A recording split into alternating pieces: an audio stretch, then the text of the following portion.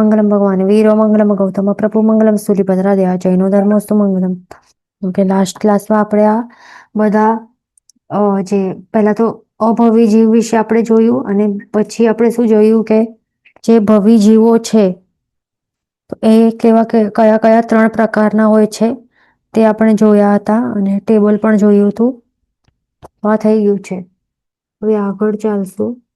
આપણે પૂતગલ પરાવર્ત કાળ પણ એનું કેલ્ક્યુલેશન, એ પણ સૂક્ષ્મ પૂતગલ પરાવર્ત કાળનું કેલ્ક્યુલેશન કેવી રીતે કરવાનું હોય છે, એસ્ટિમેશન પ્રમાણ કેવી રીતે કાઢવાનું હોય છે, તો તે પણ આપણે જોઈ લીધું હતું.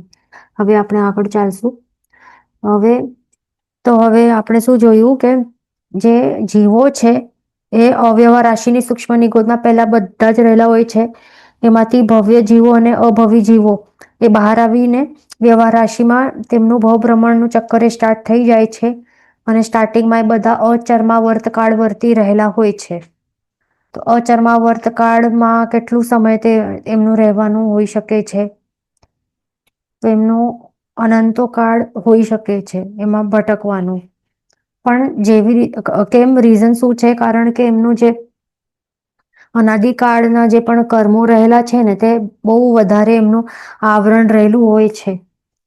ગાઢ મિથ્યા દૃષ્ટિપણાની જે અવસ્થા હોય છે, અજ્ઞાન દશાની અવસ્થા રહેલી હોય છે, એના કારણે એમને ભટકવાનું રહેલું હોય છે. જન્મ મરણ એ ચાલતું જાય છે.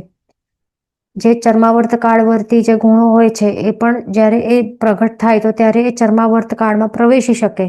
અને એ પણ કોણ પ્રવેશી શકે ચર્માવર્તમાં? તો જે માત્ર જે અભવી હોય ને તે ક્યારે પણ પ્રવેશ નહીં કરી શકે, એ ધ્યાન રાખવાનું. પણ જે ભવી જીવો હોય છે તે અચર્માવર્તમાંથી ચર્માવર્ત કાળમાં પ્રવેશ કરી શકે છે, એ ધ્યાન રાખવાનું.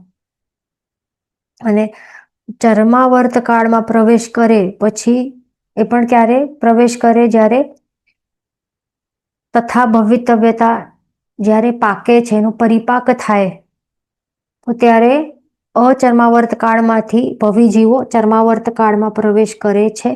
અને એક વખત ચર્માવર્ત કાળમાં પ્રવેશ થયું તો એનું મિનિંગ શું થાય છે? ચરમ, એટલે કે છેલ્લું આવર્ત બાકી રહેલું હોય છે સંસારનું. મોટું ફેરો પણ છેલ્લો ફેરો. અને પછી ત્યાંથી મોક્ષની અવસ્થાની પ્રાપ્તિ થાય છે. અને ચર્માવર્ત કાળ એટલે કેટલું કાળ કહેવાય છે? આપણે પહેલા જોયું. એક પૂતગલ પરાવર્ત કાળ એટલે એક ચર્માવર્ત કાળ એટલું હોય છે. અને એક પૂતગલ પરાવર્ત કાળમાં કેટલા આવે છે? કેટલું સમય હોય છે એમાં? અનંત. ઉત્કૃષ્ટથી આપણે જોઈએ તો અનંતા ઉત્સર્પિણી અને અનંતા અવસર્પિણી, એટલે કે ટોટલ એમ કહી શકીએ કે અનંતા કાળ ચક્રો વીતી જાય તો એ કેટલું હોય છે? ઉત્કૃષ્ટથી અનંત કાળ ચક્ર વીતી જાય તો એને કહેવાય છે એક પૂતગલ પરાવર્ત કાળ. તો માત્ર એક જ જ્યારે બાકી હોય છે, ઓનલી વન, એક જ પૂતગલ પરાવર્ત કાળ બાકી હોય તેને કહેવાય કે હવે ચર્માવર્ત કાળમાં હવે પ્રવેશ કર્યો છે જીવે. છેલ્લો આવર્ત પૂરો કરવાનું છે. જન્મ મરણનું જે ફેરા છે, એક અંતિમ ફેરો. પણ જન્મ મરણ કેટલા પણ, એટલે ભવો કેટલા પણ હોઈ શકે. ભવો કેટલા પણ હોઈ શકે. મીન્સ સમયકાળ જે છે એક આટલું જ છે બાકી, એ ધ્યાન રાખવાનું. હવે જે આ અચર્માવર્ત કાળ વર્તી હોય છે ને જીવો, એમાં કોણ હોય? ભવી અને અભવી જીવો બંને હોય છે ને. તો આ અચર્માવર્ત કાળમાં શું હોય છે? જીવો જે મોહનીય કર્મની ઉત્કૃષ્ટ 70 કોડાકોડી 70 કોડાકોડી સાગરોપમની ઉત્કૃષ્ટ સ્થિતિ અનંતિવાર બંધ કરે છે, એ ધ્યાન રાખવાનું. માત્ર આ મોહનીય કર્મ નહીં, આયુષ્ય કર્મ સિવાયની જે પણ 7 આયુષ્ય કર્મ સિવાયના કેટલા છે કર્મ? ટોટલ 7 કર્મો છે ને. તો એ 7 કર્મોની ઉત્કૃષ્ટ સ્થિતિ જેટલી હોય ને, બધાની ઉત્કૃષ્ટ સ્થિતિ અલગ અલગ હોય છે. ઓકે, બધાની ઉત્કૃષ્ટ સ્થિતિ આપણે જોઈ લઈએ. ટેબલમાં દેખાશે અહીંયા આગળ આપણને દેખાય છે. અહીંયા 7 કર્મો બતાવેલા છે. આયુષ્ય કર્મ અહીંયા નથી બતાવેલું. તો આ જે 7 કર્મો છે એની ઉત્કૃષ્ટ સ્થિતિઓ આપણને અહીંયા દેખાય છે કે કેટલી છે. જ્ઞાનાવર્ણ્ય દર્શનાવર્ણ્ય અને વેદનીઓની 30 કોડાકોડી સાગરોપમ મોહનીય કર્મની 70 કોડાકોડી સાગરોપમ, નામ અને ગોત્ર કર્મની 20 કોડાકોડી સાગરોપમ અને અંતરાય કર્મની 30 કોડાકોડી સાગરોપમ. તો આટલી ઉત્કૃષ્ટ સ્થિતિઓ એ કેટલી વખત બાંધે છે જીવ, અચર્માવર્ત કાળવર્તી જીવ, તો અનંતી વખત બાંધે છે, ધ્યાન રાખવાનું. એ એવા ક્લિષ્ટ પરિણામો કરે છે, એવા અશુભ અધ્યવસાયોના કારણે શું થાય છે, આટલી ઉત્કૃષ્ટ સ્થિતિઓનું બંધ કરે છે. એટલે આ સ્થિતિ એટલે કે શું, કે આ જે કર્મો છે ને, તો એ આત્મા ઉપર કેટલા કાળ સુધી રહેશે, ઉત્કૃષ્ટથી ઉત્કૃષ્ટ 30 કોડાકોડી સાગરોપમ વર્ષો જેટલા કાળ સુધી તે બંધાઈને રહેલા હોય, એવી રીતે કરે છે. પછી જ્યારે જીવનું માત્ર એક પૂતગલ પરાવર્ત કાળ બાકી રહેલું હોય ને, તથા ભવિત્વનો પરિપાક થયો, તો પછી જે ભવી જીવો છે એ અચર્માવર્ત કાળમાંથી ક્યાં પ્રવેશે, ચર્માવર્ત કાળમાં પ્રવેશે. જ્યારે એમનું શું પાકે, તથા ભવિતવ્યતા પાકે છે, એનું પરિપાક થાય તો ત્યારે એ ચર્માવર્ત કાળમાં પ્રવેશે. દેટ મીન્સ એમના જે શું અનંતા પૂતગલ પરાવર્ત કાળ એ ભટકવાનું અનએન્ડિંગ સાયકલ ચાલતું હતું ને અચર્માવર્ત કાળમાં, તો એ લિમિટ, એનું એક લિમિટ થઈ જાય, રિડ્યુસ થઈને એક લિમિટ આવી જાય. કેટલી લિમિટ ચર્માવર્ત કાળમાં, માત્ર એક પૂતગલ પરાવર્ત કાળ, દેટ્સ ઇટ, આટલું બાકી હોય. હવે અહીંયા ચર્માવર્ત કાળમાં જે પણ જીવો પ્રવેશ કરે છે, ભવી જીવો, તો આ હવે એવું નથી કે આ જે પણ ચર્માવર્ત કાળવર્તી જીવો છે, જે ભવી જીવો જ આવે ને, તો એ કંઈ હવે ઉત્કૃષ્ટ સ્થિતિનું બંધ નહીં કરે, એવું કંઈ નથી. તેઓ પણ ઉત્કૃષ્ટ સ્થિતિનું બંધ ઘણી વખત કરે છે, જે આ 7 કર્મો છે એનું. એટલે અચર્માવર્ત કાળવર્તી જે જીવો છે, ભવી અભવી, એ અનંતી વખત આવી રીતે ઉત્કૃષ્ટ સ્થિતિઓ બાંધતા હોય છે આ 7 કર્મની. પણ ચર્માવર્ત કાળમાં ભવી જીવો જે પણ આવે, તો તે પણ ઘણી વખત આવી રીતે આ 7 કર્મોની ઉત્કૃષ્ટ સ્થિતિનું બંધ કરી શકે છે, એવું હોય છે. પણ હવે કેટલી વખત અને શું હવે થશે, જે હવે જીવો ચર્માવર્ત કાળવર્ત, એમાં જે પણ જે ગાઢ મિથ્યાત્વી જીવો હોય છે, તો જ્યારે એમનું મિથ્યાત્વ મંદ થાય, મંદ થઈને હવે જે આગળ એ ક્યાં મોક્ષ તરફ, એ મોક્ષ પુરુષાર્થ કરવાનું શરૂ કરવાનો હોય છે, બરાબર. તો આવા જીવો હવે શું થાય છે, એમનું જે ઉત્કૃષ્ટ સ્થિતિઓ છે આ 7 કર્મની, તો હવે એ ભવચક્રમાં માત્ર 2 વખત જ બાંધવાના છે. 7 કર્મોની ઉત્કૃષ્ટ સ્થિતિ આખા ભવચક્ર, એટલે કે જેટલું હવે બાકી છે એ પોઈન્ટથી કરીને આપણે કહીએ ભવચક્ર, તો દેટ મીન્સ હવે મોક્ષ સુધી, એટલે ભવચક્ર એટલે કે શું, જેટલા ભવો કેટલા પણ કરવાના છે ત્યાર, એટલે આ સમય વર્તમાન સમયથી કરીને કેટલું ભવચક્ર બાકી છે હવે મોક્ષ જેટલું. તો જે આટલી રિમેનિંગ જે યાત્રા છે એમની, તો એ યાત્રામાં એક શું કરશે, માત્ર જે 7 કર્મોની ઉત્કૃષ્ટ સ્થિતિ માત્ર જે 2 વખત જ હવે બાંધશે. તો એવા જીવોને શું કહેવાય છે, એવા જીવોને દ્વિર બંધક જીવ કહેવાય છે. દ્વિર એટલે 2 વખત, બંધક એટલે કે હવે 7 કર્મોની ઉત્કૃષ્ટ સ્થિતિનું બંધ માત્ર દ્વિ એટલે કે 2 વખત જ બાંધશે હવે. એટલે એના અને બાકીના વખતે જે પણ બાંધે તે આટલી ઉત્કૃષ્ટ સ્થિતિઓ નહીં બાંધશે, હવે નાની નાની સ્થિતિઓ બાંધશે, એનું એ મિનિંગ થાય છે. અને જે હવે જીવો, જે પણ ભવી જીવો આ 7 કર્મની ઉત્કૃષ્ટ સ્થિતિ માત્ર એક વખત જ બાંધશે ને, હવે બાકીના જે ભવચક્ર બાકી છે તો એમાં, તો એવા જીવોને શું કહેવાય છે, સકૃત બંધક જીવો, ધ્યાન રાખવાનું. પણ જે જીવો આવી 7 કર્મોની ઉત્કૃષ્ટ સ્થિતિ આ વર્તમાન સમયથી કરીને આગળ ક્યારે પણ ભવચક્રમાં મોક્ષ પ્રાપ્તિ સુધી એક વખતે, ક્યારે પણ એક વખત પણ નહીં, એટલે ક્યારે નહીં બાંધશે ને, આવા જીવોને શું કહેવાય છે, અપુનર્બંધક જીવો કહેવાય છે. આ ખાસ ધ્યાન રાખવાનું. એટલે આ 3 ટાઈપના આપણને યાદ રાખવાનું છે. તો આવી રીતે અપુનર્બંધક અવસ્થા આપણને અહીંયા સુધી તો એટલીસ્ટ આવવાનું છે. હવે જે સકૃત બંધક અવસ્થા હોય છે ને, એટલે કે કઈ અવસ્થા, કે કર્મોની ઉત્કૃષ્ટ સ્થિતિ હવે ભવચક્રમાં માત્ર એ બાંધશે તો કેટલી વખત, એક જ વખત બાંધશે. તો આ અવસ્થા સુધી આવે ને ત્યાર સુધી એ જીવને શું હોય છે, મોક્ષનો દ્વેષ રહેલું હોય છે. ઓકે, સકૃત બંધક અવસ્થા સુધી જીવને મોક્ષનો દ્વેષ હોય છે. એટલા માટે હજી પણ આટલી ચાન્સ પોસિબિલિટી રહેલી છે ને કે એક વખત પણ બાંધશે આ ઉત્કૃષ્ટ સ્થિતિ આવા જે કર્મો હોય એની ઉત્કૃષ્ટ સ્થિતિનું બંધ ક્યારે થાય? જ્યારે જીવનું અધ્યવસાય બહુ એવું હોય, મોક્ષ ઉપર દ્વેષ હોય કે આવા ક્લિષ્ટ પરિણામ જો આવવાના હોય તો એ કેટલી વખત આવે? એક વખત આવી શકે. આવા ક્લિષ્ટ પરિણામો હોય છે. મોક્ષ ઉપર દ્વેષ, મોક્ષનો દ્વેષ એટલે એનું મિનિંગ શું? મોક્ષ ઉપર દ્વેષ એટલે વોટ ઇઝ મોક્ષ? ફર્સ્ટ ઓફ ઓલ, આત્મામાં રહેલા જે બધા ગુણો છે, અનંતા ગુણો, એ સંપૂર્ણ રીતે પ્રગટ થાય અને બધા કર્મોનો ક્ષય થાય. એટલે ટોટલ કર્મ રહિત અવસ્થા પ્લસ ટોટલ બધા ગુણો પ્રગટ થઈ જાય એવી અવસ્થાને જ મોક્ષ કહેવાય ને. મોક્ષ કોઈ એવું જગ્યાનું કે સ્થાનનું નામ નથી કે આ સ્થાન મને ગમતું નથી. કોઈ જગ્યા જેમ કે એવું કોઈ જગ્યા હોય, સ્વિટ્ઝરલેન્ડ હોય, અમેરિકા હોય, તો આપણે કહીને કે મને સ્વિટ્ઝરલેન્ડ કે અમેરિકા કે દુબઈ એ ગમતા નથી. તો આવી કોઈ જગ્યા થોડી છે મોક્ષ. મોક્ષ તો આપણા આત્માની એક અવસ્થા છે જેમાં સંપૂર્ણ ગુણ પ્રગટ થાય અને બધા કર્મો ક્ષય થઈ જાય. તો અવસ્થા ઉપર દ્વેષ હોય. દેટ મીન્સ શું? કે જે ગુણો છે એનો ઉપર દ્વેષ છે. બરાબર? ગુણો ઉપર દ્વેષ હોય એટલે કહેવાય કે મોક્ષનો દ્વેષ છે. આ કર્મ રહિત અવસ્થા એ ગમતી નથી, એના ઉપર દ્વેષ છે. તો એવું રહેલું હોય તો ત્યારે જ આવી રીતે ઉત્કૃષ્ટ સ્થિતિનું બંધની પોસિબિલિટી રહેલી હોય. તો ક્યાં સુધી હોય? તો સકૃત બંધક અવસ્થા સુધી હોય આવી પોસિબિલિટી. પણ હવે જ્યારે જીવ અપુનર્બંધક અવસ્થામાં આવી જાય, આવા અધ્યવસાય આવી અવસ્થા આવી જાય, પ્રાપ્ત કરે આત્માની,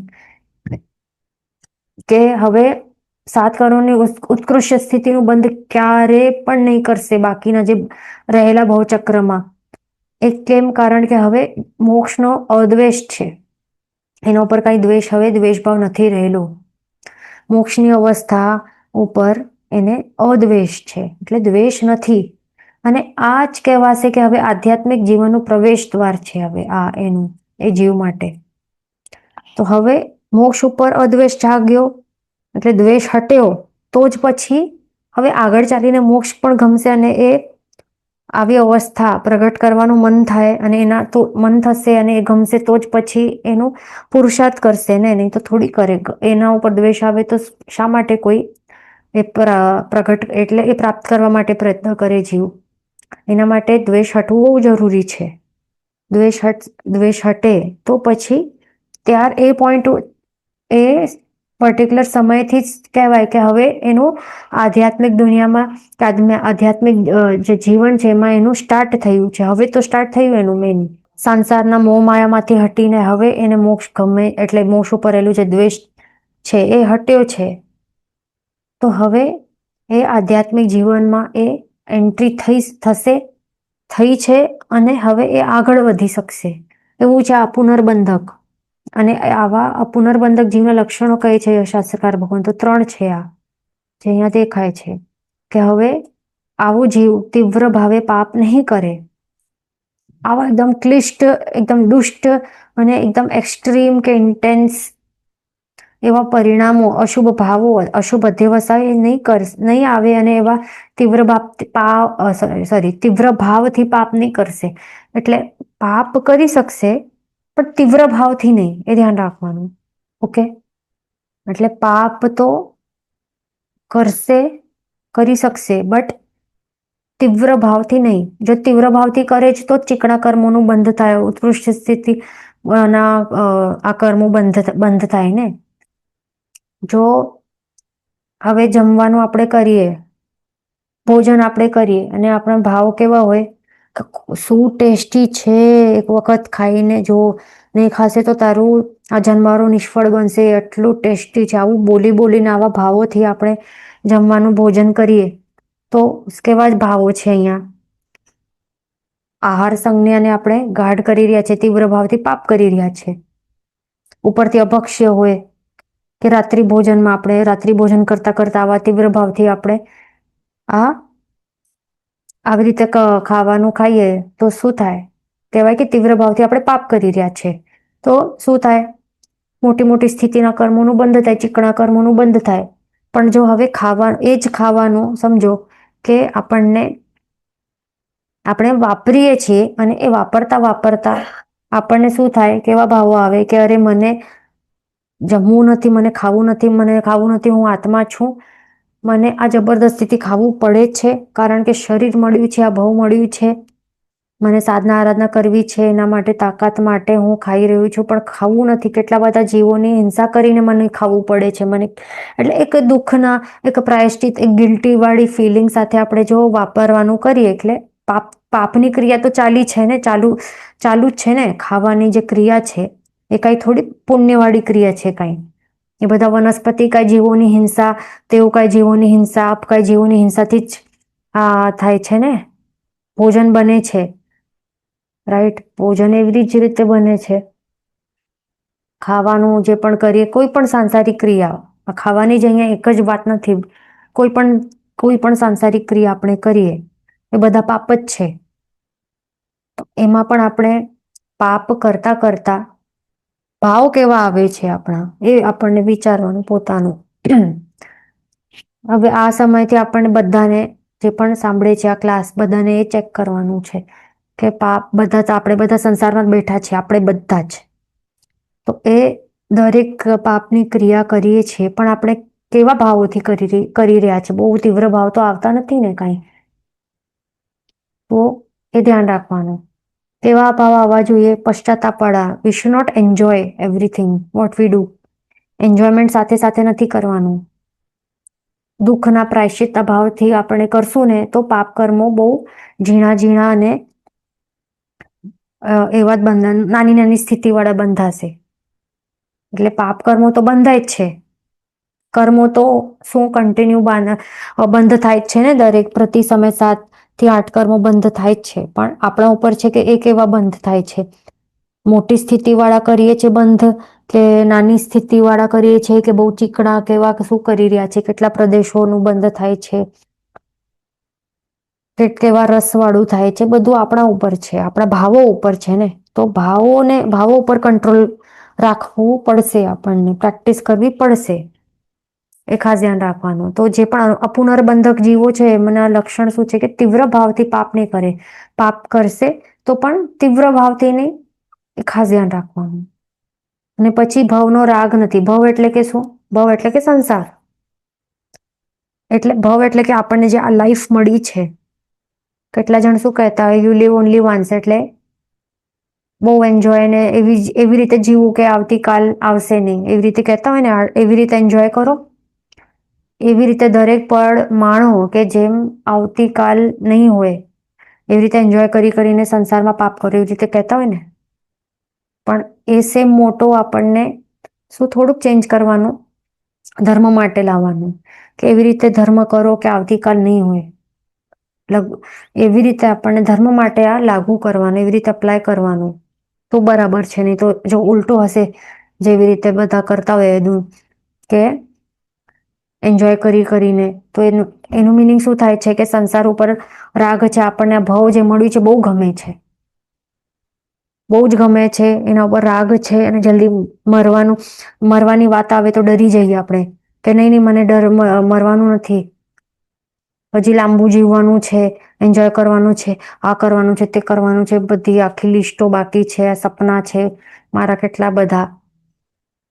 એટલે કહેવાય કે આ ભવનો રાગ છે આપણને. આ ભવ બહુ ગમે છે. જો આવા ભવ ઉપર રાગ હશે ને તો ભવો બહુ મળતા જશે. કર્મ કહેશે કે તને આ ભવ બહુ ગમે છે ને, લે હજી એક ભવ લે, એના બાદ હજી એક લેતો જા, ભવ કરતો જા, બહુ ગમે છે લે કરતો જા, ભવના ભવ કરતો જા. એટલે એવું હોય. એટલે મૃત્યુથી ડર આપણને હોવું નહીં જોઈએ. મેન એ વાત છે.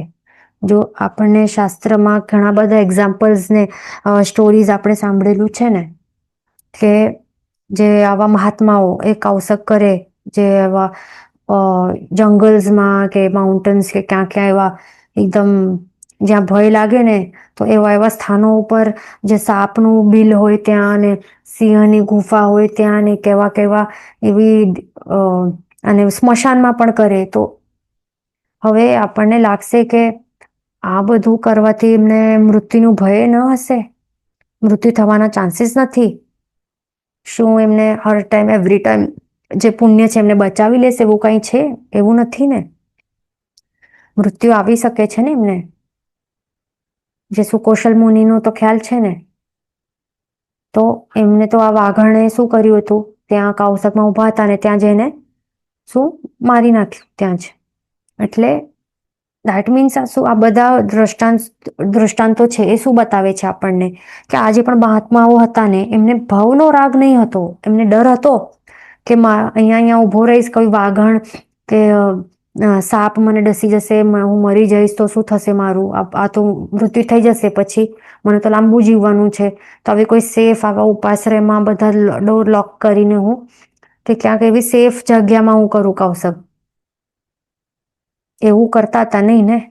તો અહીંયા ઉપરથી આપણને ખ્યાલ આવે ભગવાન પોતે પણ જે સાધના કાળ હતો તો ત્યાં એકલા એકલા વિચારતા હતા ને કેવા કેવા ઉપસર્ગો સહન કર્યા છે. અને ઇનફેક્ટ જો ઉપસર્ગો વધારે આવે ત્યાં સામેથી ચાલીને ઊભા છે કે આવવા દો ઉપસર્ગો, જે થાય છે થશે તે હું જોઈ લઈશ. એટલે આ બધા લક્ષણો શું છે કે ભવનો રાગ નહીં હતો, નીડર હતા કે મૃત્યુ આવે, ઉપસર્ગો આવે, આવે તો આવે, મને ભવનો રાગ જ નથી, જે થશે તે થશે.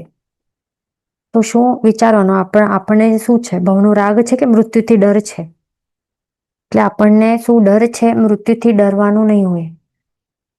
જન્મ અને મરણથી આપણને ડરવાનું નથી. મેન તો એ વાત છે. મેન તો એ ટાળવાનું છે.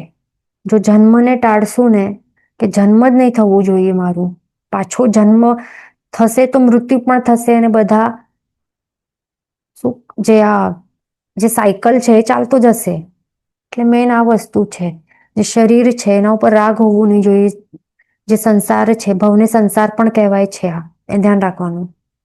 જે સંસાર છે, સંસાર ઉપર રાગ હોવું નહીં જોઈએ આપણને. ઓકે, એ ધ્યાન રાખવાનું. તો આવું અપુનર્બંધક જીવના લક્ષણો છે ને, આ શરીર કે આ સંસાર છે એના ઉપર રાગ નહીં હોય. ભવ નિર્વેદ તરફ આગળ વધી રહ્યો હોય. ભવ એટલે કે શું? આ જે સંસાર છે એના ઉપર કંટાળો આવવાનું ચાલુ થઈ જાય, રાગ નહીં હોય. પછી એને ગમતો નહીં હોય, ભલે સામે કેટલું પણ એન્જોયમેન્ટ વાળા આવા વસ્તુઓ હોય કે ઠેકાણા હોય કે કંઈ પણ હોય, એવું હોય. હવે આ બધું લક્ષણો સાંભળીને આપણને ટ્રાય કરવાનું કે આપણામાં પણ આ લક્ષણો દેખાય, આપણને પોતામાં લક્ષણો દેખાય. એટલે એવી રીતે આપણને ટ્રાય કરવાનું છે. પછી છે ઉચિત આચરણ. ઉચિત આચરણ એ કરે પુનર્બંધક જીવ. એટલે જે અવસ્થામાં જ્યાં રહેલું હોય તો એના હિસાબે ઉચિત આચરણ જે કરવા જેવું હોય એ કરે. તો આવી રીતે આ લક્ષણો છે. તો એવી રીતે આપણે આ શું જોયું? અપુનર્બંધક જીવો કોને અને કેવા હોય છે? આ કેવી રીતે કોને કહેવાય છે? અહીંયા ક્વેશ્ચન છે, દુર્લભ બોધિ પ્લીઝ એક્સપ્લેન અગેન. આ દુર્લભ બોધિ જીવો કેવા હોય છે? આ એ સમજી લઈએ. દુર્લભ બોધિ જીવો છે ને, એ ક્યારે દુર્લભ બોધિ બની શકે? હવે કોઈ પણ જીવ અવ્યવહાર રાશિમાં બેઠેલો હોય ને, તો ત્યારે એ દુર્લભ બોધિ નહીં બને, ત્યારે એને નહીં કહેવાય. પણ જ્યારે અવ્યવહારમાંથી નીકળીને વ્યવહાર રાશિમાં જ્યારે પ્રવેશ કરે ને, પછી એ બની શકે છે દુર્લભ બોધિ. અને એ પણ ક્યારે? જ્યારે એ સમ્યક દર્શન ગુણ એને સ્પર્શ થાય, પ્રગટ થાય છે આત્મામાં. એ પ્રગટ થાય ત્યારે પણ નહીં કહેવાય દુર્લભ બોધિ. પણ ક્યારે કહેવાય? ઓકે, અવ્યવહાર રાશિમાંથી વ્યવહાર રાશિમાં આવ્યો નીકળીને, પછી શું એ બધું પ્રોસેસ થાય. વ્યવહાર રાશિમાં આવીને તરત સમ્યક્ત્વ પ્રગટ થવું જરૂર નથી. શું થવું પડે? અચર્માવર્તમાંથી ચર્માવર્ત કાળમાં પ્રવેશવું પડે. એટલે તથા ભવ્યત્વનું પરિપાક થવું જોઈએ. પછી એક પૂતગલ પરાવર્ત કાળ બાકી હોય ઉત્કૃષ્ટથી, ચર્માવર્ત કાળમાં આવી જાય. પછી આગળ ચાલીને શું થાય? એનું સમ્યક દર્શન ગુણ પ્રગટ થાય. અને પછી શું કહેવાય કે અર્ધપૂતગલ પરાવર્ત કાળ બાકી છે. હવે એનું સમ્યક દર્શન ગુણ પ્રગટ થયા બાદ એ સમ્યક દર્શન ગુણને એનું વમન કરે છે. આ વમન કરે છે, એ ચાલ્યો જાય છે સમ્યક દર્શન, અને પછી પડી જાય છે પહેલા ગુણસ્થાનકે, ઉતરી જાય છે. બરાબર. અને પણ કેવી રીતે? આ વમન શા માટે કરે છે સમ્યક દર્શન ગુણનું? કારણ કે ભૂતકાળમાં એણે કોઈ એવા નિકાચિત કર્મો બાંધ્યા હશે અને એના કારણે એવી કોઈ અશ્રદ્ધા થઈ હશે જીન વચન ઉપર, જીન વાણીના કોઈ તત્વો ઉપર, યથાર્થ તત્વો ઉપર, પદાર્થો ઉપર કોઈ એને અશ્રદ્ધા થઈ હશે, અભિનિવેશ થયો હશે, એના કારણે મિથ્યાત્વ દશામાં એ પડી જાય છે, પહેલા ગુણ સ્થાનકે ઉતરી જાય છે. તો હવે જ્યારે આવો સમ્યક દર્શનથી પતિત બને છે જીવ, તો ત્યારે એ આ પોઈન્ટ ઉપર, આ સ્ટેજ ઉપર એને શું કહેવાય છે? દુર્લભ બોધિ જીવ કહેવાય છે. એનાથી પહેલા ક્યારે પણ કોઈ પણ સ્ટેજ ઉપર દુર્લભ બોધિતા આવતી, એટલે ત્યારે નથી કહેવાતું, એ ધ્યાન રાખવાનું. ઓકે, એ ધ્યાન રાખવાનું આ વસ્તુ. એટલા માટે અહીંયા કહેલું છે કે માત્ર વ્યવહાર રાશિવાળા જીવોમાં દુર્લભ બોધિ એવા ભવી જીવો હોઈ શકે છે. અને ઓબ્વિયસલી આ ભવી જ હોય, કારણ કે સમ્યક દર્શન ગુણ પ્રગટ થયું છે ને, એણે ભલે વમન કર્યું છે, સમ્યકથી હમણાં પતિત છે, તો આવો અને દુર્લભ બોધિ કહેવાય છે. પણ આ ભવી જીવ છે અને આ એક વખત સમ્યક દર્શન ગુણ પ્રગટે તો અવશ્ય એનું માત્ર સંસારનું ફેરો ઉત્કૃષ્ટથી કેટલું છે? વધારેમાં વધારે અર્ધપૂતગલ પરાવર્ત કાળ જ છે અને અવશ્ય મોક્ષની અવસ્થાની પ્રાપ્તિ કરી જ લેશે. અને પ્લસ આવું જે દુર્લભ બોધિ અવસ્થા જે હોય છે ને, આવી જાય છે ને દુર્લભ બોધિવાળી અવસ્થા, એટલે કે પહેલા ગુણસ્થાનકમાં, મિથ્યા દૃષ્ટિ ગુણસ્થાનકમાં આવી પડી ગયો છે, તો એનું કેટલું હોય? માત્ર સંખ્યાતાથી કરીને અસંખ્યતા ભાવ, આટલું જ હોય છે. એમાંથી પણ એ નીકળી જશે, પાછો સમ્યક દર્શન ગુણ પ્રગટ કરશે અને મોક્ષ પ્રાપ્ત કરશે. આ જેવું સંખ્યાતા એટલે કાઉન્ટેબલ, કાઉન્ટ કરી શકે આટલાથી કરીને અસંખ્યાતા એટલે અનકાઉન્ટેબલ સુધી, આટલા જ આવા ભાવ હોય છે. બાકી આટલું આપણે જોઈ લીધું. હવે આપણે યથાપ્રવૃત્તકરણ એ બધું આપણે સમજી લીધું હતું. હવે આપણે આગળ વધવાનું છે. હવે આપણને જે મેઇન આપણું જે ટોપિક છે 14 ગુણ સ્થાનક, એ હવે આપણનું અહીંયા સ્ટાર્ટ થશે. તો પહેલું ગુણ સ્થાનક, સૌથી ફર્સ્ટ ગુણ સ્થાનકનું નામ છે મિથ્યાત્વ ગુણ સ્થાનક. અહીંયા આપણને શું દેખાય છે? એક કોન્ટ્રાડિક્ટરી ટર્મ્સ દેખાય છે, જે ઓપોઝિટ છે. અહીંયા શું છે? અહીંયા છે વર્ડ મિથ્યાત્વ અને અહીંયા છે વર્ડ ગુણ, અને સ્થાનક એટલે કે એક સ્ટેજ. તો ઠીક છે, એટલે મિથ્યાત્વ અને ગુણ આ બંને વસ્તુઓ દેખાય છે આપણને. તો એ એક સાથે જ રહેલા છે, પણ બંને ઓપોઝિટ છે ને. મિથ્યાત્વ ગુણ છે? ના, મિથ્યાત્વ ગુણ તો નથી. શું છે? આ કર્મ છે, આ દોષ છે. પણ આ ગુણ છે એ આત્માના ગુણ કહેવાય, ને મિથ્યાત્વ આત્માનો ગુણ તો નથી. આ શું છે? કર્મવાળી દશા છે, આ અજ્ઞાન દશા છે.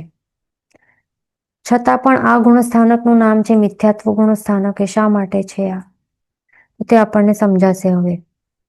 તો અહીંયા હવે શું કહે છે કે બધા જ આત્માઓ છે ને, દરેક આત્મા, ભલે આપણને દેખાય ને કે કોઈ એકદમ અત્યંત પાપી હોય, ન્યૂઝમાં આવે છે કે કોઈ એવા ક્રિમિનલ્સ હોય, મર્ડરર્સ હોય, કેવા કેવા હોય છે, તો કેવા કેવા ક્રાઇમ કરતા હોય, તો આવા ક્રિમિનલ જે હોય છે ને, ક્રિમિનલ્સ હોય, મનુષ્યમાં ક્રિમિનલ્સ હોય, કે તિરંજમાં એવા સર્પ જેવા એવા હોય, કે આ વાઘ કે ચિત્તા જેવા એવા હોય ને, એનિમલ્સ જે બહુ એકદમ શું કહેવાય માંસાહારી ટાઈપના, તો આવા આવા જીવો છે ને, તેમાં પણ અનંત ગુણો રહેલા છે. એ ધ્યાન રાખવાનું. અનંત ગુણો એમાં પણ છે. એટલે આપણામાં આપણે અને એમાં, એમના આત્મામાં જે પણ ગુણો છે ને, એમાં કોઈ ફરક નથી કે આપણામાં વધારે ગુણ છે અને તેમાં કંઈક ઓછા હશે, એવું કંઈ નથી. બધા જ જે પણ 14 લોકમાં જેટલા પણ આત્માઓ રહેલા છે ને અનંતા, એ બધામાં એક સરખા ગુણ છે અને બધામાં અનંતા જ છે. પણ માત્ર ફરક ક્યાં થાય છે? ફરક ક્યાં થાય છે કે બસ કર્મો ઓછા વધારે પ્રમાણમાં, કર્મોનું બંધ રહેલું છે. બધા જીવોને અલગ અલગ પ્રમાણમાં છે. કોઈકના ઉપર ઓછા કર્મોનું બંધ રહેલું છે, એટલા માટે ગુણો વધારે પ્રગટ રૂપે છે, અને કોઈક જીવમાં બહુ વધારે કર્મો બંધાયેલા છે, એના કારણે ગુણોની માત્રા બહુ જ ઓછી પ્રગટ રૂપે છે. હવે બહુ વધારેમાં વધારે આપણે કહીએ ને, બહુ વધારે પ્રમાણમાં કર્મોથી કોઈ જીવ ઢંકાયેલું હોય ને, જેમ કે કોઈ નિગોદમાં રહેલું હોય જીવ, નિગોદમાં જીવો રહેલા હોય, તો એક તો ફર્સ્ટ ઓફ ઓલ એ નિગોતો આપણને સૂક્ષ્મ નિગોત દેખાય નહીં, અને બાદર નિગોત તો એ કાંદા બટાટા વગેરે જે દેખાય છે આંખોથી, છતાં પણ એમાં પણ શું હોય છે, એક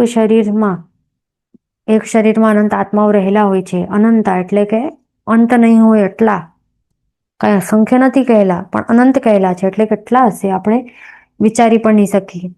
તો એક જ શરીર, એ પણ બાદર નિગોદનું એક શરીર પણ દેખાય નહીં. જ્યારે એક સાથે એક ગ્રુપ બને ને ઘણા બધા અસંખ્યતા શરીરોનું, તો ત્યારે જઈને આપણને એ ડોટ દેખાય, સોય ઉપર એક ડોટ દેખાય. તો એવું હોય છે. અને આટલા એવા જે નિગોદવાળા જે જીવો રહેલા હોય છે ને, જે આત્માઓ, તો આપણને લાગશે કે એમનામાં કેટલા પ્રમાણમાં ગુણો પ્રગટેલા હશે. તો એમાં માત્ર કેટલું આંશિક જ ગુણો પ્રગટેલા હોય છે. આંશિક ગુણો જ પ્રગટેલા હોય છે, એ ધ્યાન રાખવાનું.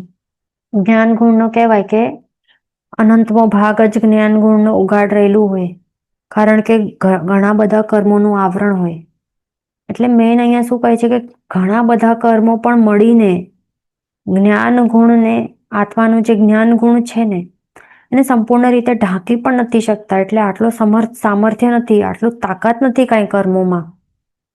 ફોર એક્ઝામ્પલ, જેમ કે હવે આપણે એકદમ જોરદાર રેની ડે હોય, વરસાદના દિવસો હોય, તો ત્યારે બહુ જોરદાર વરસાદ, દિવસના ટાઈમમાં બહુ જોરદાર વરસાદ થતી હોય, વાદળોથી ઘેરાયેલા હોય, તો ત્યારે પણ આપણને એટલીસ્ટ આટલી તો ખબર પડે છે ને કે દિવસ છે. કાંઈ રાત્રિ જેવો અંધકાર થોડીક થઈ જાય છે. ત્યારે થયું છે રાત્રિ જેવો અંધકાર, જોયું છે કે દિવસમાં થાય છે.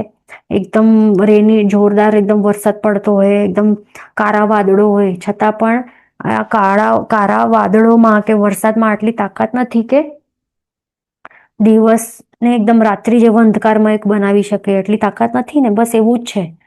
કેટલા પણ કર્મોના કાળા વાદળોનું આવરણ રહેલું હોય ને કોઈ પણ ભારે કર્મી જીવના આત્મા ઉપર, તો પણ એનામાં આટલી તાકાત નહીં હોય કે સંપૂર્ણ 100% એના ગુણોને ટોટલી ઢાંકી નાખે. આટલું તાકાત નહીં હોય. આંશિક ગુણો તો ખુલ્લો તો હોય જ. નિયમ આ ખાસ ધ્યાન રાખવાનું. ગુણનો અંશ તો ખુલ્લો જ હોય, ઉઘાડ તો રહેલો જ હોય. ખાસ ધ્યાન રાખવાનું. તો એ જ્ઞાન ગુણ પણ આંશિક રીતે ખુલ્લો હોય, એના કારણે જ એમને જાણી શકે છે. જે પણ એમના પાસે કેટલા ઇન્દ્રિય રહેલા હોય. એક જ ઇન્દ્રિય હોય ને, સ્પર્શન ઇન્દ્રિય જ રહેલું હોય નિગોદના જીવોને. એક ઇન્દ્રિય હોય ને જીવો, તે વનસ્પતિ કાયમાં આવે, સાધારણ સૂક્ષ્મ કે બાદર સાધારણ વનસ્પતિ કાયમાં આવે છે આ નિગોદના જીવો. તો સ્પર્શન ઇન્દ્રિય રહેલું હોય, દેટ મીન્સ એ સ્પર્શ દ્વારા જે સ્પર્શનેન્દ્રિય રૂપી જે સાધન છે, એના દ્વારા એમનું આત્મા જાણી શકે છે. મતિ જ્ઞાન દ્વારા ભલે મતિ જ્ઞાન એવું હોય, શું કહેવાય, મતિ અજ્ઞાન રૂપે છે ભલે, પણ એટલીસ્ટ જાણી શકે છે કે કોઈ એને સ્પર્શ કર્યો છે, અને ઠંડો છે, ગરમ સ્પર્શ છે, કે લઘુ કે ઘોરું સ્પર્શ હોય, કે એવું મૃદુ કે આવું ખરબચડો કે કેવો સ્પર્શ છે, એ થોડું ઘણું આંશિક રીતે જાણી શકે છે. એકદમ આપણી જેમ એકદમ પરફેક્ટલી ખ્યાલ નહીં આવે એમને, બરાબર. આપણું મતિ જ્ઞાનનું ઉઘાડ વધારે, એમનું ઓછું, કેટલું ઘણું ઓછું. એમનું આંશિક જ ખુલ્લો છે જ્ઞાન ગુણ, અને આપણું ઉઘાડ એમના સાથે કમ્પેર કરીએ તો ઘણું વધારે ઉઘાડ છે. એટલા માટે આપણે પ્રોપરલી આપણને સ્પર્શનેન્દ્રિય એટલે સ્પર્શ દ્વારા આપણે પ્રોપરલી જાણી શકીએ છીએ, હે ના, બરાબર.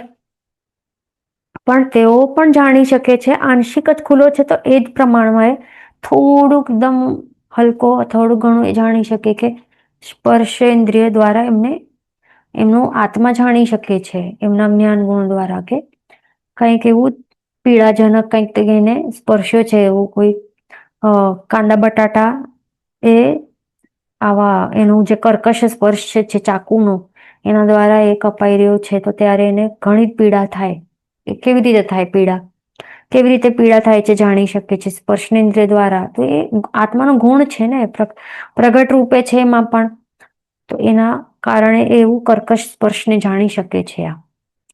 એટલે મેન આ પોઈન્ટ છે, એ આપણે સમજી લીધું કે આત્મામાં આંશિક રીતે પણ જે ભારી કર્મી જીવો છે, ભારે કર્મી, તો એમનો પણ આવી રીતે ગુણોનો અંશ ખુલ્લો જ હોય. અને આવા ભારે કર્મી જીવો, નિગોદના જીવો જેવા, તો એ કઈ દશામાં હોય? અજ્ઞાન દશામાં છે ને તેઓ મિથ્યાત્વ ગુણ સ્થાનકે રહેલા છે ને અજ્ઞાન દશામાં.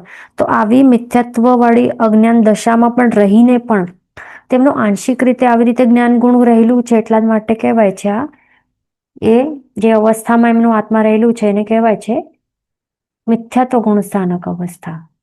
સમજ્યા ને? હવે શા માટે મિથ્યાત્વ ગુણ સ્થાનક આવું નામ છે? આ તો તેનું અહીંયા રીઝન હતું, તો એ આપણે સમજ્યા. હવે જે બીજા જે પણ એવા જીવો છે, મિથ્યાત્વ ગુણ સ્થાનકે રહેલા જીવો છે, તો એ આવા મિથ્યાત્વ અવસ્થામાં રહેલા છે, અજ્ઞાન દશામાં રહેલા છે, બધું વિપરીત માને છે. એમની માન્યતા કેવી છે? જે યથાર્થ વસ્તુઓથી વિપરીત છે. માન્યતા જ ઊંધી છે એમની. જે કરવા જેવું છે એમને ત્યાગવા જેવું લાગે, અને જે ત્યાગવા જેવું છે એને કરવા જેવું લાગે, એવું બધું છે. ઊંધું એમની માન્યતા, ઊંધી માન્યતા રહેલી છે. છતાં પણ આવા જીવો કેટલા બધા આપણે જોયા હશે કે આવા જે એવા પાપીમાં પાપી એવા કોઈ મિથ્યાત્વી જીવોને પણ આવા માર્ગાનુસારી જે ગુણો છે, માર્ગાનુસારીના ગુણો છે ને, તો એમના અંશ દેખાય એમનામાં કોઈ દયા જેવા ગુણ. હવે ઘણા બધા પાપો કરે છતાં પણ શું કરે? ઘણા એકદમ ખોટી રીતે કમાવે પૈસા, અને પછી એ ત્યાં ટ્રીટમેન્ટ સેન્ટરમાં પૈસા લખાવે કે ગરીબોને દાન આપે કે એવું બધું કંઈ, અથવા તો થોડુંક ઘણી દયા કરે કોઈ બધા બીજા જે અન્ય જીવોની વાત છોડો, પોતાના પરિવાર વાળા જે હોય, સમજો કે માતા પિતા હોય, એટલીસ્ટ એમના ઉપર દયા ગુણ એ દાખવે. તો એ કોઈક એક પણ જીવ ઉપર દાખવે ને દયા, તો દેટ મીન્સ ગુણોનો અંશ તો છે ને એમનામાં, ગુણોનો અંશનું ઉઘાડ તો રહેલું છે ને એટલીસ્ટ. હવે મિથ્યા દૃષ્ટિ અવસ્થામાં પણ એ દયા દેખાડે છે. દયા હોય કે કોઈ બીજા પણ ગુણો રહેલા હોય, લજ્જા હોય, એટલે બીજા ઘણા બધા એવા માર્ગાનુસારીના ગુણો હોય છે. ન્યાય સંપન્ન, વૈભવ વગેરે એવા ઘણા બધા ગુણો હતા. તો એમાંથી જે માર્ગાનુસારીના ગુણો, બધા નહીં પણ એનું કોઈક એક બે ગુણોનો અંશ દેખાઈ શકે આંશિક રીતે આવી પહેલી મિથ્યા દૃષ્ટિ અવસ્થામાં પણ. એટલા માટે જ આવા જે જીવો મિથ્યા દૃષ્ટિ અવસ્થામાં રહીને પણ આવા માર્ગાનુસારીના ગુણોનું આંશિક ઉઘાડ રહેલું હોય, એટલા માટે કહેવાય છે એમનો આત્મા કયા લેવલ ઉપર છે, કેવા સ્ટેજ ઉપર રહેલું છે, કહેવાય છે મિથ્યા દૃષ્ટિ ગુણસ્થાનક અવસ્થામાં રહેલા છે. એટલે મિથ્યા દૃષ્ટિ પણ છે અને ગુણ સ્થાનકો પણ છે, કારણ કે ગુણો, આંશિક ગુણો દેખાય છે એમનામાં. એટલે મિથ્યા દૃષ્ટિ, મિથ્યા ભાવ રહેવા છતાં પણ માર્ગાનુસારીના આંશિક ગુણો દેખાય છે. એટલા માટે એવા જીવોને કહેવાય મિથ્યા દૃષ્ટિ ગુણ સ્થાનકે બેઠેલા છે. એ ખાસ ધ્યાન રાખવાનું. એટલે આ અર્થ એવી રીતે કરવાનું, પણ એવી રીતે અનર્થ નહીં કરવાનું, ખોટું અર્થ નહીં કાઢવાનું કે અરે મિથ્યાત્વ જ ગુણ હશે અને એને એટલા માટે એને મિથ્યાત્વ ગુણ સ્થાનક કહેવાય, એવું એવી રીતે અર્થ ખોટું છે, એવી રીતે નહીં કાઢાય. ઓકે? એટલે મિથ્યાત્વ કંઈ ગુણ નથી, એ ખાસ ધ્યાન રાખવાનું, એ દોષ છે. ઓકે? તો આપણે અહીંયા મિથ્યાત્વ ગુણ સ્થાનક આ શા માટે કહેવાય છે એનું આખું રીઝનિંગ પ્રોપરલી આપણે અહીંયા ડિસ્કસ કર્યું છે. હવે આગળ શું કહે છે કે સૌથી ભયાનક 8 કર્મમાંથી મૌન્ય કર્મ સૌથી વધારે ભયાનક છે. મૌન્ય જ કર્મ એવું કર્મ છે કે જેના કારણે જીવો ગુણસ્થાનકનું જે લેવલ છે, ક્રમ છે, તેમાં આગળ પ્રોગ્રેસ નથી કરી શકતા આ કર્મના કારણે. અને પ્રોગ્રેસ કરે તો મોક્ષ છે ને આગળ. દેટ મીન્સ જો ગુણોના આ ગુણસ્થાનકના લેવલમાં જો પ્રોગ્રેસ કરવા નહીં આપે, આગળ વધવા નહીં દે મૌન્ય કર્મ, એનું ડાયરેક્ટલી મિનિંગ એ જ થાય છે ને કે મોક્ષમાં આ બાધારૂપ બને છે. આ બાધા બનનારો આ મૌન્ય કર્મ જ છે, ડાયરેક્ટલી ઇનડાયરેક્ટલી જે પણ. એટલા માટે એને સૌથી વધારે ભયાનક કહેવાય છે મૌન્ય કર્મને. એટલે બીજા કોઈ કર્મ ઉપર વિજય પ્રાપ્ત કરવા ટ્રાય કરીએ તો એમાં કંઈ ખાસ એવું આપણને ગુણ સ્થાનકોમાં આગળ આપણી પ્રગતિ નહીં થાય. પ્રગતિ ક્યારે થશે? જો મોહનીય કર્મને આપણને એના ઉપર વાર કરશું, એને હરાવતા જશું, એના પર વિજય પ્રાપ્ત કરતા જશું ધીરે ધીરે ધીરે ધીરે, તો જ પછી મિથ્યાત્વ નબળું પડે તો એમાંથી નીકળી શકશું. પહેલા ગુણ સ્થાનકથી નીકળીને પછી આગળ આગળ એ મોહનીય કર્મના જે અલગ અલગ પ્રકૃતિઓ છે, 28 ટોટલ પ્રકૃતિઓ છે, તો એને હરાવતા હરાવતા આપણે આગળ વધી શકશું. એવી રીતે હોય છે આ. એટલે મેન મોહનીય કર્મ ની વિજય, એના ઉપર વિજય પ્રાપ્ત કરતા જશું તો પછી ગુણો છે એ વધારે વધારે પ્રગટ થતા જશે. ગુણ સ્થાનકોનું લેવલ જે છે, ક્રમ છે, એ આગળ આગળ આપણે વધતા જશું, ઉપર ચડતા જશું અને પછી મોક્ષની પ્રાપ્તિ આગળ થઈ જશે અંતે. તો એવી રીતે છે, બધું ખેલા મોહનીય કર્મનું છે. ઓકે, હવે આગળ શું કહે છે કે મિથ્યાત્વ ગુણ સ્થાનકે રહેલા જે પણ જીવો હોય છે ને, તો એવા જીવો પહેલા ગુણ સ્થાનકે, ફર્સ્ટ ગુણ સ્થાનક એટલે કે મિથ્યાત્વ ગુણ સ્થાનક, તો જે પણ જીવો રહેલા છે ને, એમાં કેટલા જીવો અનંતા રહેલા હોય છે. અનંતા જીવો આ મિથ્યાત્વ ગુણ સ્થાનકે રહેલા છે અને એમના મિથ્યાત્વ મોહનીય નામનું જે મોહનીય કર્મની પ્રકૃતિ છે, આ એનું ઉદય રહેલું હોય છે. મિથ્યાત્વ મોહનીય કર્મનું ઉદય હોય એટલા માટે જીવ કહેવાય કે મિથ્યાત્વ ગુણ સ્થાનકે રહેલું છે, મિથ્યા ભાવમાં કે મિથ્યા દશામાં રહેલું છે, અજ્ઞાન દશામાં રહેલું છે અને એના કારણે જીવને બધું જ અસત્ય સમજાય છે. એટલે જે પણ સમજણ હોય છે ને, એની અંદર જે પણ સમજણ કહેવાય એ બધું ખોટી હોય, ઊંધી સમજણ હોય, બધું જ ઊંધું હોય છે. એનું બિલીફ હોય કે થિંકિંગ હોય, બધું બધું વિપરીત હોય. એટલે સત્યથી વિપરીત હોય. સત્યથી વિપરીત હોય એટલે એટલા માટે એને અસત્ય કહેવાય છે. એટલે અહીંયા એ વાત નથી કે ખોટાડા હોય, એ વાત નથી કે ખોટું બોલતા હોય, એ બોલવાની વાત નથી, એ ખોટાડા હોય કે તે નથી, પણ સમજણની વાત છે. આ બિલીફ કે માન્યતા કહેવાય ને, તે એની વાત છે. એની જે માન્યતા હોય ને બધી વિપરીત ને ઊંધી હોય, સાચી માન્યતા નહીં હોય એમની. એટલે કે શું કે હવે જે આ જેમ કે એક્ઝામ્પલ ચોરી છે, તો ચોરી શું હોય, એ કરવા જેવી નથી ને, પણ એમને ઊંધું વિપરીત લાગે કે આ તો કરશું, આ કરી શકાય, તેમાં કઈ પ્રોબ્લેમ નથી, વાંધો નથી, ચોરી કરવામાં શું પ્રોબ્લેમ છે, મને આ જોઈતું હતું તો લઈ લીધું વિના પૂછ્યા, એમાં શું છે, એમાં શું મોટી વાત છે. એવી રીતે એમની માન્યતા હોય, એકદમ ઊંધી જ માન્યતા હોય, અંદરથી એવી જ માન્યતા હોય, પછી મોઢેથી બીજું કઈ કહેતા હોય તો એમાં એ વાત નથી. અંદરથી સાચી માન્યતા એવી રહેલી હોય કે જેમ કે આપણને શું પ્રભુ શું કહે છે કે યથાર્થ શું છે, સ્વરૂપ શરીરનું, કે આ કેવું છે, નશ્વર છે અને એના ઉપર રાગ કરવા જેવું નથી. પણ આ મિથ્યાત્વ દશામાં રહેલા જીવોને શું લાગે કે શરીર છે એ હું જ છું, એ મારું શરીર છે અને એને તો બહુ સાચવવું પડશે, એ તો સાચવવું, એને પેમ્પર કરવાનું, તેવી એવી માન્યતાઓ એના ઉપર રાગ કરે. બરાબર, આખા દિવસ મિરર સામે ઊભા રહે, એને બહુ ગમે પોતાના જે રૂપ છે, શરીર છે, એ બહુ ગમે, એના ઉપર રાગ કરવા જેવું લાગે એને. એટલે બધી ઊંધી માન્યતાઓ હોય છે આવા મિથ્યાત્વ દશાવાળા જીવોને. જે નવ તત્વો છે ને, એ બધા તત્વો, અમુક તત્વો હેય છે, અમુક તત્વો ઉપાદેય છે, તો એમાં હેય અને ઉપાદેયમાં એનું ક્લેરિટી નહીં હોય. એમને જે પણ ઉપાદેય છે આદર કરવા યોગ્ય છે ને હેય લાગે, ત્યાગવા યોગ્ય લાગે. જે પાપના અલગ અલગ પ્રકારો છે ને, જે પાપ તત્વ છે એમાં પ્રકાર છે, એ બધા કરવા જેવા લાગે. પુણ્ય તત્વ બધા ત્યાગવા જેવા લાગે એમાંથી, અથવા તો બધા નહીં લાગે, અમુક લાગે. જરૂરી નથી બધા બધું જ ઊંધું જ હોય, કાંઈક સીધું પણ હોય અને કાંઈક ઘણું બધું ઊંધું પણ હોય, એવું પણ હોઈ શકે છે. એમ કહેતા હોય કે જીન વચન છે એ બધું જ માનતા હોય, પણ એક જ વાત પણ નહીં માને ને તો પણ કહેવાય મિથ્યાત્વ દશામાં છે.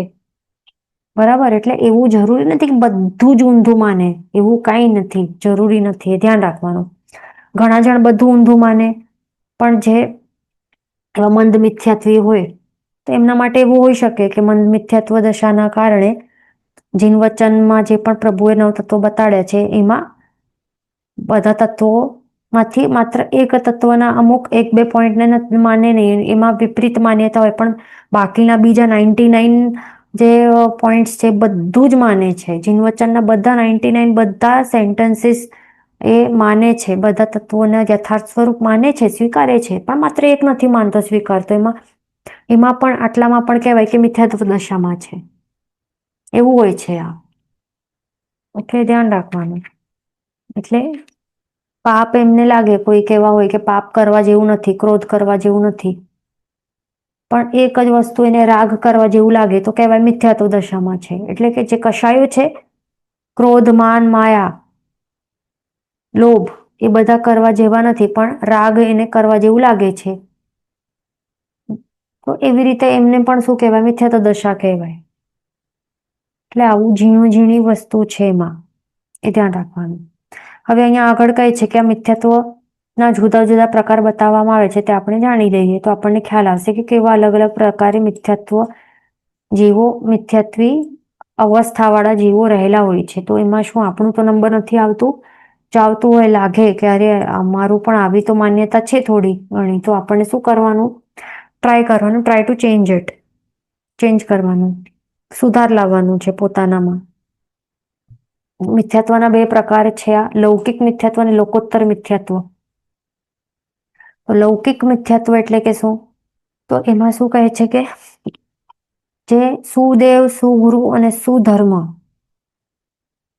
સુદેવ, સુગુરુ, સુધર્મ સિવાયના જે બીજા જે કુદેવ, કુગુરુ, કુધર્મ છે ને, એમને આપણે સ્વીકારીએ, એમને આપણે માનીએ, એમને પૂજીએ, તો કહેવાય કે આપણે લૌકિક મિથ્યાત્વ દશાવાળા છીએ. ઓકે, એટલે સુદેવ, સુગુરુ, સુધર્મ ને ઉપર, સુદેવ, સુગુરુ, સુધર્મ ઉપર અશ્રદ્ધા હોય, શ્રદ્ધા નહીં હોય એમના ઉપર, પણ કુદેવ, કુગુરુ, કુધર્મ ઉપર આપણને શ્રદ્ધા રહેલી હોય તો કહેવાય લૌકિક મિથ્યાત્વ દશામાં છીએ આપણે. અને એમાં પણ હવે શું કહે છે કે સુદેવ, સુગુરુ, સુધર્મમાં પણ જે અરિહંત ભગવાન છે, તો એ આપણને મોક્ષ આપનારા છે, રાઈટ? પણ એમને આપણે મોક્ષ આપનારા નહીં માનીએ, પણ બીજા કોઈ અન્ય મિથ્યાત્વી દેવદેવી છે, બીજા કોઈ, તો મિથ્યાત્વ દેવદેવી છે, તો એમને આપણે દેવરૂપે માનીએ કે એ જ આપણના તારણહાર છે, એ જ આપણને બચાડશે સંસારમાં, એક્સેટ્રા. એવી માન્યતા રહેલી હોય આપણી, તો કહેવાય કે આપણે લૌકિક મિથ્યાત્વ દશામાં રહેલા છીએ. ધ્યાન રાખવાનું. એ શું કહે છે? જગતમાં રહેલા 5 ઇન્દ્રિયોના અનુકૂળ પદાર્થો મેળવવા, ભોગવવા, સાચવવા, જીવવું, ત્યાં સુધી ટકાવવા તથા 5 ઇન્દ્રિયોના પ્રતિકૂળ પદાર્થોથી થનારા દુઃખને દૂર કરવા માટે જન શાસનના દેવ ગુરુ ધર્મ સિવાય ઇતર દેવ દેવીઓને દેવરૂપે માનવા, સંન્યાસીઓને ગુરુ રૂપે સ્વીકારવા અને તેમના ધર્મને ધર્મ રૂપે માનવા અને પૂજવા, તે લૌકિક મિથ્યાત્વ કહેવાય છે. એટલે અહીંયા શું છે કે આપણને જીવવા માટે આ સંસારમાં જે 5 ઇન્દ્રિયોને જ આપણે આ ઇમ્પોર્ટન્સ આપીએ ને, 5 ઇન્દ્રિયોના એમને પોષણ કરવા માટે, એને પેમ્પર કરવા માટે જે પણ અનુકૂળ પદાર્થો જોઈએ, ફોર એક્ઝામ્પલ સિમ્પલ વર્ડમાં આઈફોન મને જોઈએ છે, આઈફોન જોઈએ, સરસ મોટું ટીવી, બંગલો જોઈએ છે, આ બધી વસ્તુઓ જોઈએ છે, સારું બિઝનેસ થવું જોઈએ, પૈસા જોઈએ, જીવવું ત્યાં સુધી ટકવું જોઈએ, એનું સંરક્ષણ થવું જોઈએ. એ બધું જે પણ વસ્તુઓ માટે, સંસારમાં પ્રગતિ માટે, પણ પોતાના 5 ઇન્દ્રિયોને પોષણ કરવા માટે, સંસારમાં પ્રગતિ થાય એના માટે, અને પ્લસ જે પણ તકલીફો આવે છે, વિઘ્નો આવે છે, ઉપસર્ગો આવે છે, તકલીફો કામમાં આવે છે, બિઝનેસમાં આવે છે, પારિવારિક જીવનમાં આવે છે, તો એ બધી વસ્તુઓ દુઃખોને દૂર કરવા માટે અને સુખો પ્રાપ્ત કરવા માટે શું પ્રભુ એટલે કે જીન શાસનમાં રહેલા જે સુદેવ, સુગુરુ, સુધર્મ, એમને છોડીને ઇતર જે બીજા દેવદેવીઓને દેવરૂપે માની કે આજ મારા ભગવાન છે, આજ મને બચાડશે, આજ મને શું તકલીફોને હટાડશે, રક્ષણ કરશે દુષ્ટ જીવોથી, એવું બધું કરે ને, રક્ષણ કરશે, તકલીફો માટે વિઘ્ન હટાડશે એના માટે બીજા પાસે આપણે જઈએ, એમને માનીએ, દુઃખોથી દૂર કરનાર, એવી રીતે એ ટાઈપના દેવ માનીએ એમને, કે સુખો આવનાર એવા દેવ માનીએ, તો પછી કેવા લૌકિક મિથ્યત્વ છે. બીજા જે સંન્યાસીઓને આપણે ગુરુ તરીકે સ્વીકારીએ તો એ પણ કહેવાય લૌકિક મિથ્યાત્વ છે. એમનું જે પણ એ ધર્મનું જે પણ પ્રરૂપણા કરે છે, એમનું જે પણ ધર્મ છે, એમને આપણે ધર્મ રૂપે માનીએ અને પૂજા કરીએ એમની, તો એ બધું લૌકિક મિથ્યાત્વમાં આવે છે. આ ખાસ ધ્યાન રાખવાનું. એટલે એ બધું આપણને, જો મિથ્યાત્વ ગુણસ્થાનકમાં બેસીને રહેવું હોય તો એ ચાલે, એ કરવાનું, પણ જો એમાંથી આગળ વધીને મોક્ષ તરફ જીવને વધવું હોય તો પછી આ બધું છોડવું પડશે આપણને. ઓકે, ધ્યાન રાખવાનું. હવે આગળ કહે છે કે લૌકિક મિથ્યાત્વના પણ બે ભેદ છે. લૌકિક દેવગત મિથ્યાત્વ અને લૌકિક ગુરુગત મિથ્યાત્વ. તે નેક્સ્ટ ક્લાસમાં આપણે કન્ટિન્યુ કરશું, સમજી લઈશું. ઓકે, જેનું વચન વિરુદ્ધ બોલાયું તો મિચ્છામિ દુક્કડમ. સર્વમંગલ માંગલ્યમ સર્વકલ્યાણ કારણમ પ્રધાનમ સર્વધર્માણમ જૈનમ જયતિ શાસનમ પ્રણામ.